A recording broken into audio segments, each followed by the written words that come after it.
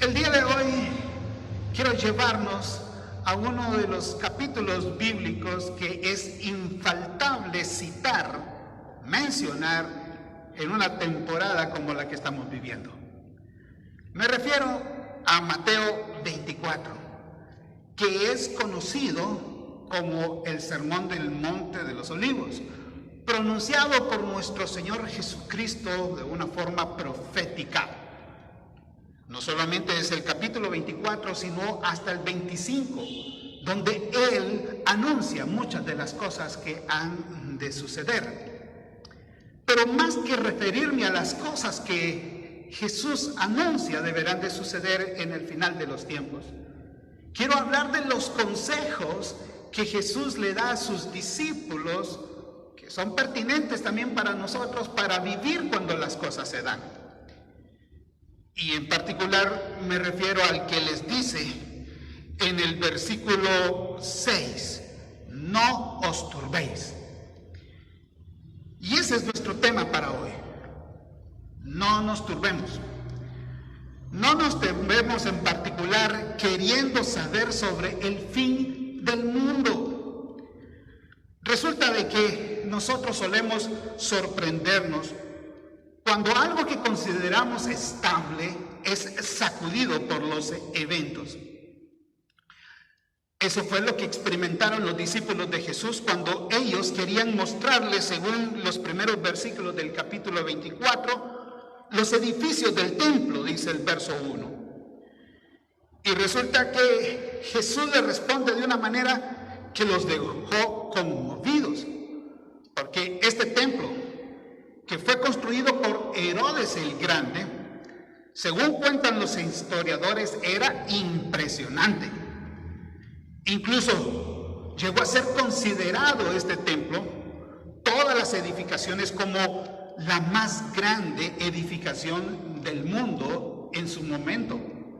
Tenía un área de construcción de 500 metros de largo por 300 de ancho, y se cuenta que estaba fabricado de enormes rocas, pero milimétricamente cortadas y edificadas. Y cuando Jesús declara, según el verso 2, veis esto, de cierto os digo que no quedará piedra sobre piedra que no sea derribada. Es obvio que los discípulos se sintieron en ese instante, pues, sorprendidos. Se sintieron anonadados, sin entender qué era lo que les estaba diciendo, porque que algo tan grande fuese destruido no lo podían entender ellos. Y la verdad es que de allí surge la curiosidad de ellos por saber sobre el futuro. Y esta es una tendencia humana, muy natural, querer saber lo que va a pasar. Los discípulos entraron en curiosidad ante las palabras de Jesús y en el verso 3 le hacen una triple pregunta cuando lo interrogan diciéndole ¿cuándo serán estas cosas? Por cierto, la destrucción del templo sucedió en el año 70 de nuestra era, cuando el general Tito, al frente de legiones romanas, literalmente arrasó con Jerusalén, incluido el templo. Pero también le preguntaron, ¿qué señal habrá de tu venida y del fin del siglo? La verdad es que si nosotros tuviésemos toda la información con respecto a esto, si tuviésemos las fechas exactas y las señales del todo concluyente con relación al fin del mundo, perderíamos la expectativa de la venida de Cristo y nos relajaríamos demasiado, puesto que podríamos contar de una manera cronológica hasta el momento en que esas cosas sucedan. Por eso es que cada generación debe de mantenerse lista ante el hecho de no saber cuándo van a suceder. Especialmente tú y yo, como hijos de Dios, no deberíamos de estar diciendo hay que alistarnos, Cristo viene. Deberíamos de estar listos ya, para que si de verdad ya es el fin, de que si Cristo ya viene, Él nos encuentra listos. Por eso también es que en cada generación Dios se ve en la necesidad de sacudir a la humanidad a través de eventos como los que vivimos para despertar la expectativa. Mis amados, solemos de verdad sentirnos estables, pensar que la vida es estable. Pero cuando pensamos eso, viene Dios y envía cosas como las que hemos estado viviendo para recordarnos que nada es estable, que la economía, que la tecnología es colapsada por un simple virus microscópico, que todo se viene abajo, planes, perspectivas de vida, todo se viene abajo cuando Dios decide literalmente sacudir nuestra estabilidad. Por esa razón no debemos turbarnos queriendo saber sobre el futuro. No debemos estar con una morbosidad queriendo saber si ya es el fin. Es mejor entender, como Jesús dice, que para no turbarnos es necesario recordar que estas cosas deben pasar. Han acontecido, acontecen, como nos pasa ahorita, y seguirán aconteciendo eventos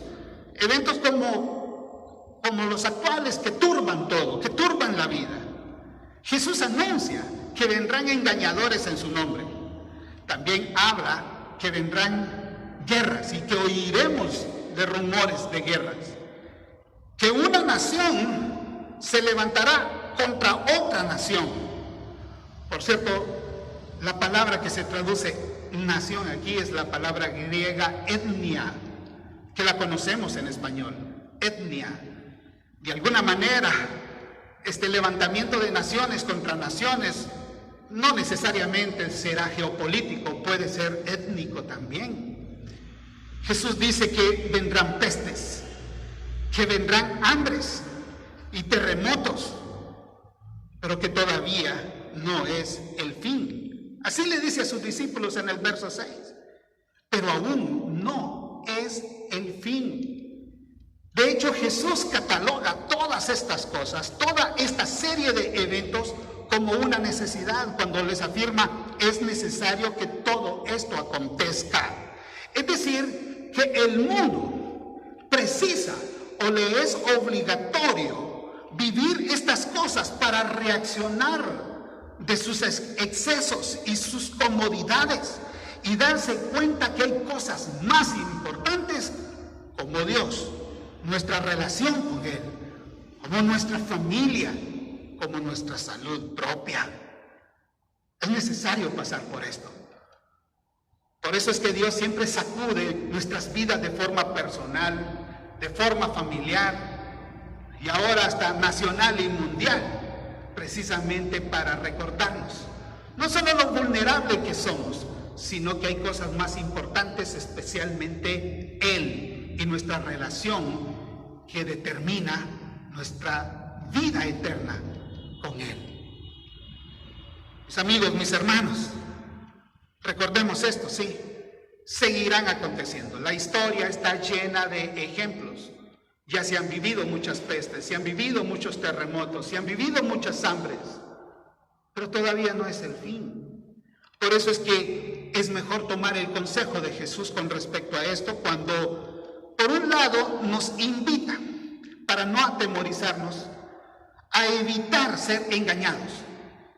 Él nos advierte que cuando estas cosas suceden, pueden venir muchos engañadores en su nombre. Y la idea de esto es que somos susceptibles de ser extraviados de la verdad, siendo seducidos por engañadores, con apariencia de piedad.